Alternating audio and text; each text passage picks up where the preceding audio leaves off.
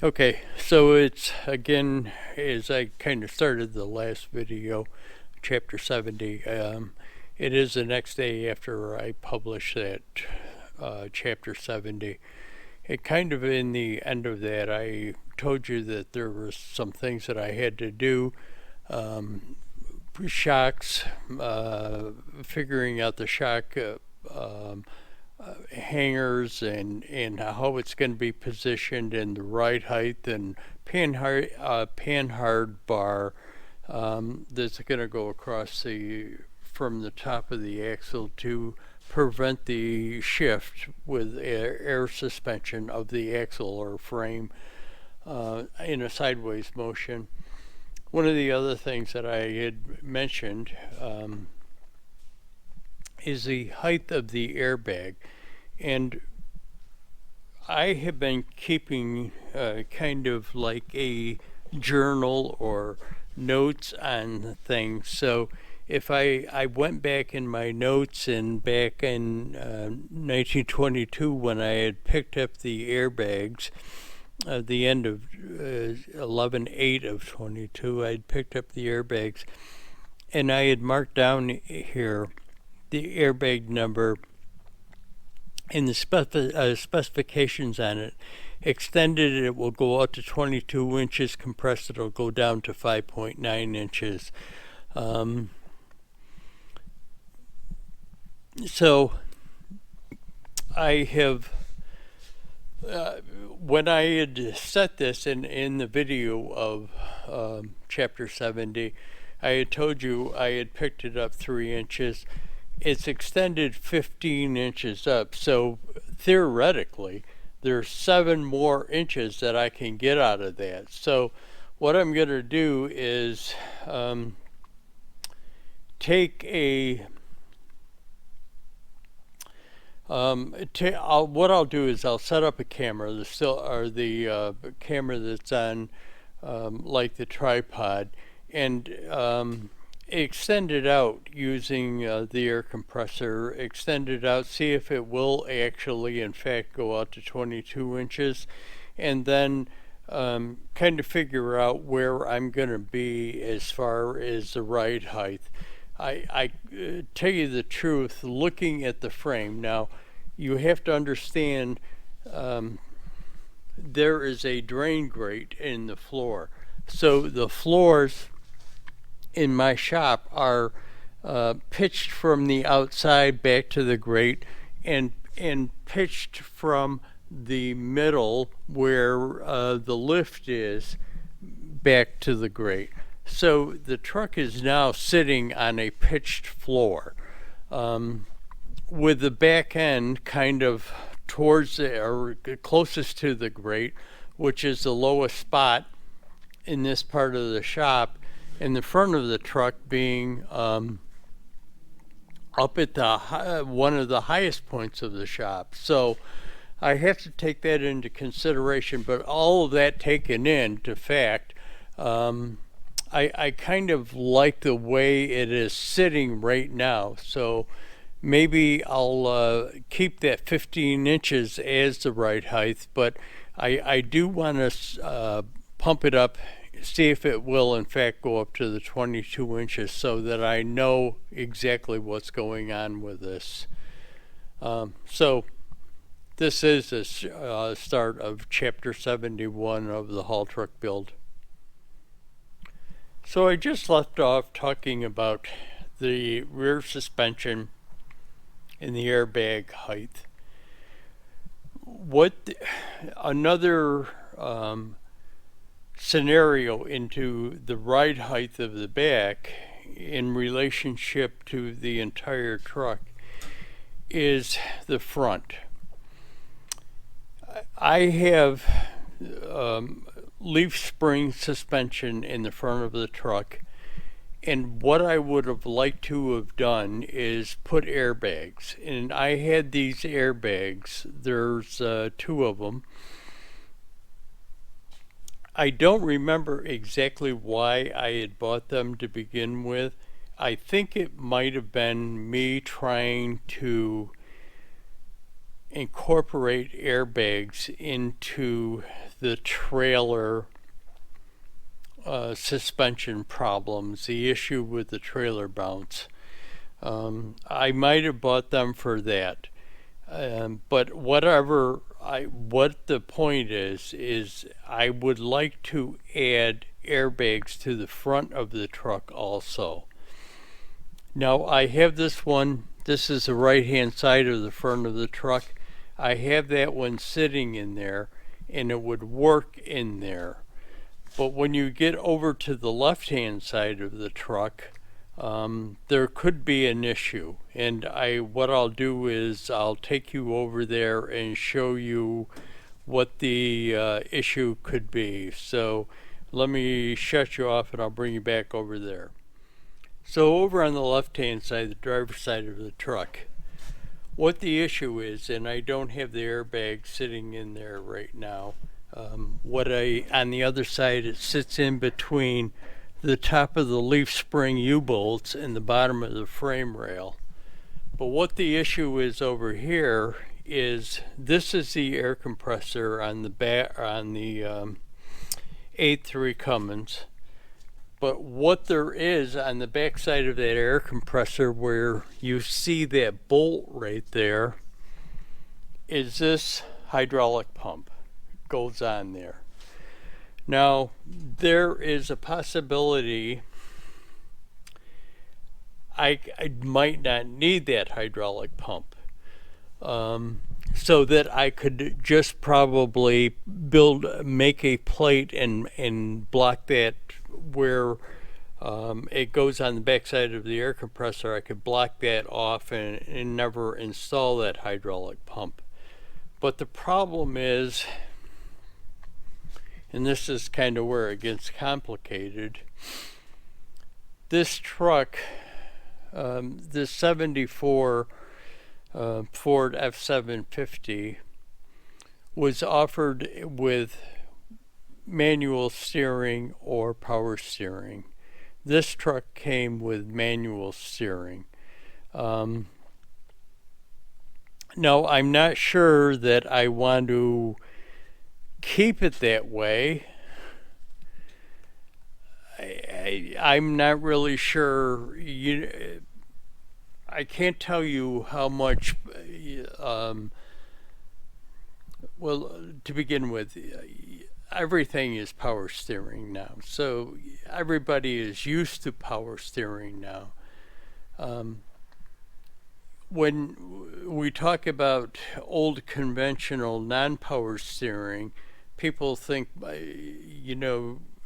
most people don't know what it was like to drive a vehicle without power steering, so they can't really relate to it. But there was some cars, trucks, that was very hard to steer without power steering, and then there was others that not so much. Of course, it's not like having power steering where you can just palm the wheel and crank it from one extreme to the other extreme, but it really wasn't as bad as you would think it would be, especially with the old styles large steering wheels, large diameter steering wheels.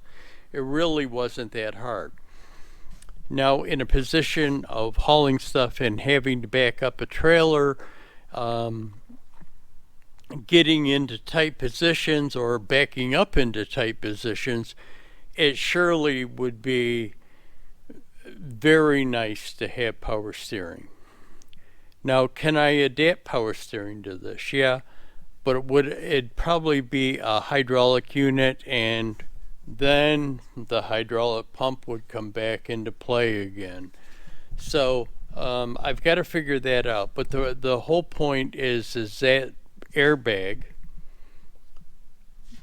interferes with that hydraulic pump, or is very close to it. And hydraulic pumps have a tendency of getting warm if they're used enough, to the point where I wouldn't want a rubber airbag right next to it. But anyways, we'll work out all of these issues, and I'll bring you back is when I figure it out and let you know what I'm going to do, whether I'm going to eliminate the power steering or eliminate the hydraulic pump. Or there's the other option is you can get smaller airbags, like the airbags that are on the back of my Ram that I installed, smaller diameter Firestone airbags that I might be able to adapt into there to carry the weight of the front end of this truck. All I'm doing is looking to improve the the ride characteristics in the front axle of the truck using airbags. But let's go back and we'll get into the rear lift of the airbags. Okay, let me just explain that. I told you that I was going to set the camera up and do it, but I started thinking about it, and I'm thinking, okay, I want to kind of test it out before I actually set the camera up, because I didn't know what the airbags would do if I went to full extension, for fear that maybe they could pop, something like that could happen, or whatever. So let me just tell you that I inflated them to what I'm assuming is their full extension. It didn't seem like me putting air into them would make them go any further. So it was a full extension.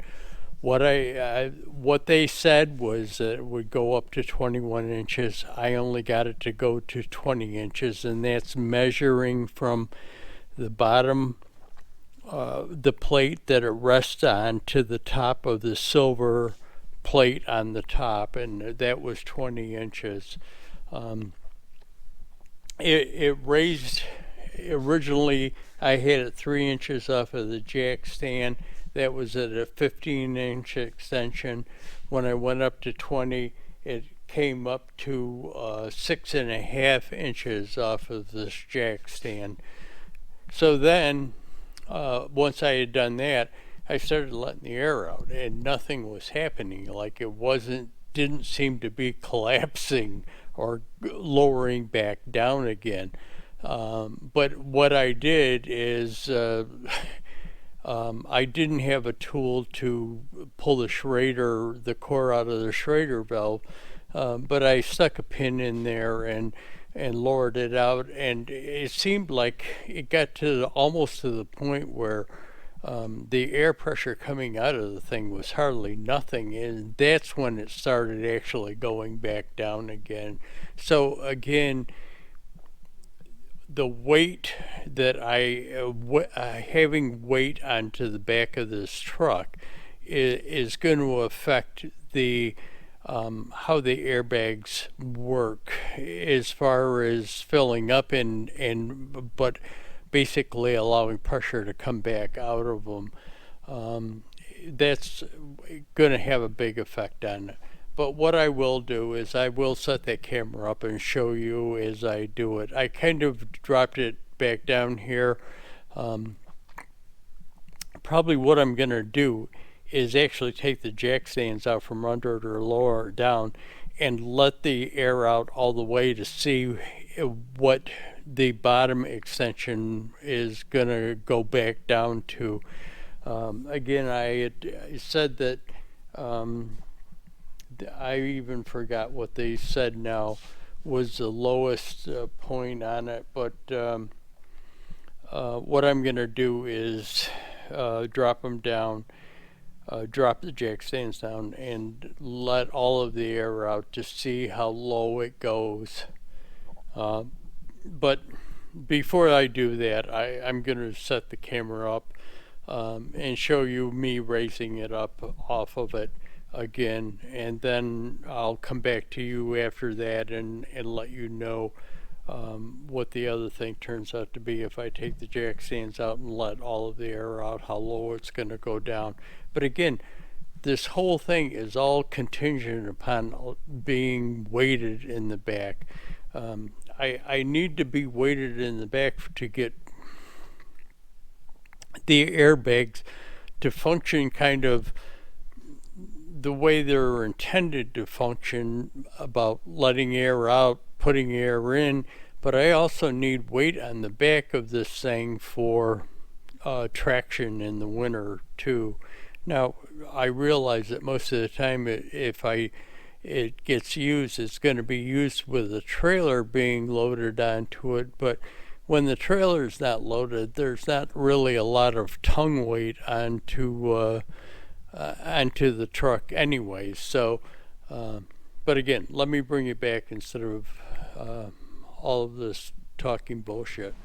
Okay, hopefully you're going to be able to see this. I kind of set a light up. It's the old camera, so I don't have a viewer on that, so I can't really tell whether it's a well lighted or a good angle shot. But it's back to what it was originally, about 15 inches or 3 inches off the jack stand, and here we go to inflating them.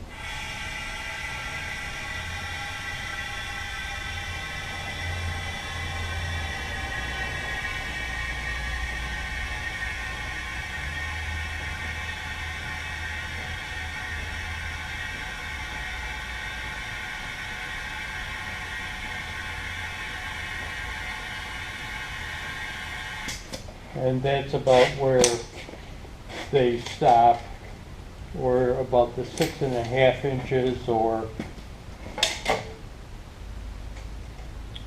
yeah, about 20 inches.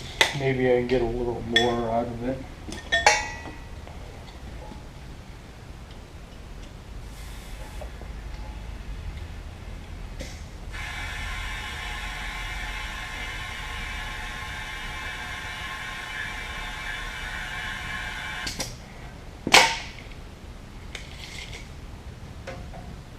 Yeah, the 20 inches. That's as far as I want to take it.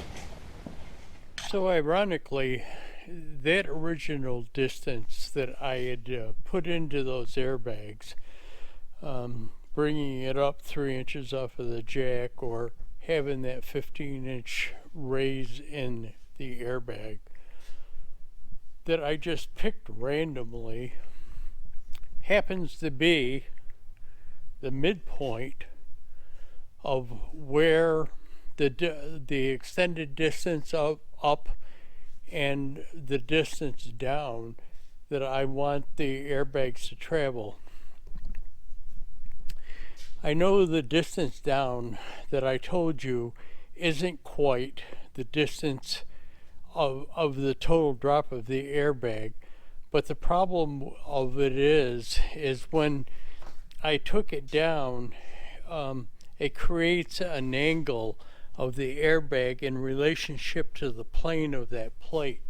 And I don't want to go down so far that I would put so much side or lateral force onto the airbag the way it's bolted here and bolted to the plate. It would cock it at an angle, and I really don't want to do that. So what I'll probably end up doing is putting some kind of a bumper system that won't allow it to go down any farther than that onto it. But ironically, I picked that almost exactly the midpoint of that thing with that first distance. Now, I don't know what I'm going to do with this video. This video is getting kind of long, and I don't know whether I'm going to be able to show you. I might do some quick setup for the shock mounts on the thing, but I might publish this video just explaining all of this.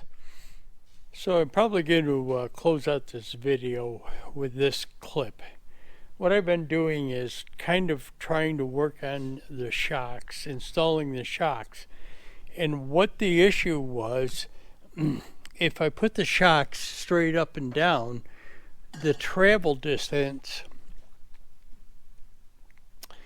to get it to lower the vehicle or the frame to where I want to be able to lower it to, I couldn't get it out of the shock mounting it towards the bottom here, where it kind of falls in the plane of those brackets. So I started thinking about it and thought, well, okay, if I put it at an angle, I can get more travel distance out of it at an angle, get more travel distance from the direct up and down travel being at the shock being at an angle, because it's angling that. And then I started thinking, well, wait a minute. I think on the back of my truck, my Ram, the shocks are installed at an angle. And I went and looked, and sure enough, they are. Now, one is forward and one is backwards, but I don't really need that for the reason that they do that. They do it because of axle twist. But I don't really need it for that reason, but I do need it for the travel distance. So that's exactly what I'm going to do. I'm going to install the shocks. I've marked the location of the bracket. I just got to figure out the bracket. I'm kind of thinking of, I've got a piece of tube steel that will, let me use a square end, fit over the end of the shock, putting it on there so that the shock can bolt through this thing. But that's only a thought right now. I'm not exactly sure of what I'm going to do. But again, let me angle, or let me end the video that way. So the shocks will be mounted kind of where those white marks are. And if I push this in, it'll be mounted up there like that. But again, let me end this video clip here. So thanks for watching, guys. Hit that like button, subscribe.